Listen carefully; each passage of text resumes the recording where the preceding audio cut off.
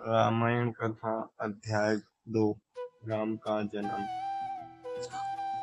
मंत्रीगणों तथा सेवकों ने महाराज की आज्ञा अनुसार श्याम कर्ण राक्षसों ने सेना के साथ छुड़वा दिया। महाराज दशरथ ने देश देशांतर के मनस्वी, तपस्वी, युद्धवान ऋषि मुनियों तथा वेद वेद कांड पंडितों को यज्ञ संपन्न कराने बुलावा भेज दिया।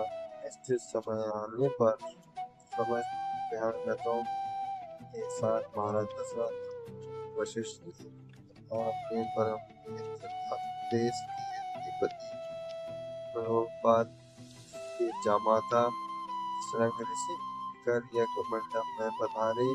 इस प्रकार महान का शुभारंभ किया गया। संपूर्ण वातावरण वेदों की ऋचाओं की उच्च स्वर पाठ से गूंजने तथा श्रद्धा की सुगंध से महकने लगा। समस्त पंडितों, ब्राह्मणों, ऋषियों आदि को यथोचित धन धान गौ आदि भेंट करके सादर विदा करने के साथ यज्ञ की समाप्ति हुई। राजा ने यज्ञ के प्रसाद चरा को अपने महल में ले जाकर अपनी तीनों रानियों को कर दिया। प्रसाद ग्रहण करने के परिणाम स्वरूप परम पिता परमात्मा की कृपा से तीनों रानियों ने व्रत धारण किया।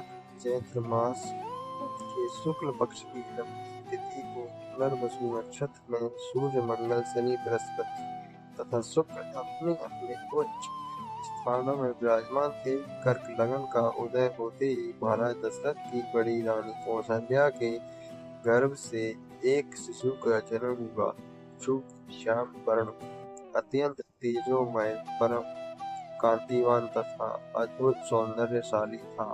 उस शिशु को देखने वाले ठगे से रह जाते थे। इसके पश्चात शुभ नक्षत्रों और शुभ घड़ी में महाराज केतकी के एक तथा तीसरी रानी सुमित्रा के दो तेजस्वी पुत्रों का जन्म हुआ। संपूर्ण राज्य में आनंद मनाया जाने लगा।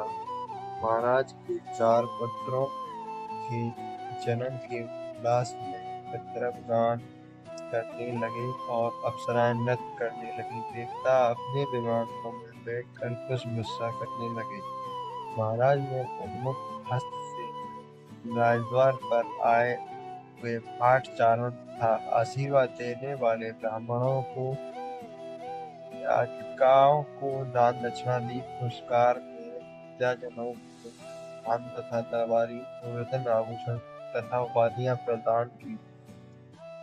चारों पुत्रों का नाम संस्कार महर्षि वशिष्ठ के द्वारा कराया गया तथा उनके नाम रामचंद्र, भरत, लक्ष्मण और शत्रुघ्न रखे गए। आयु बढ़ने के साथ ही रामचंद्र गुणों में भी अपने भाइयों से आगे बढ़ने तथा प्रजा में अत्यंत लोकप्रिय होने लगे। उनमें अत्यंत विलक्षण प्रतिभा थी, जिसके परिणाम स्वरूप अल्पकाल में वे समस्त विषयों में पारंगत हो गए। उन्हें सभी प्रकार के अस्त्र शस्त्रों को चलाने तथा हाथी, घोड़े एवं सभी प्रकार के वाहनों की सवारी में उन्हें असाधारण निपुणता प्राप्त हो गई। वे निरंतर माता पिता और गुरुजनों की सेवा में लगे रहते थे। उनका अनुसरण शेष 3 भाई भी करते थे। गुरुजनों के प्रति जितनी श्रद्धा भक्ति इन चारों भाइयों में थी, उतना ही उन परस्पर प्रेम और सौहार्द भी था। महाराज दशरथ का हृदय अपने चारों पुत्रों को देखकर गर्व से, आनंद से भर उठता था। इसका अगला भाग देखने के लिए हमारे चैनल को सब्सक्राइब करें।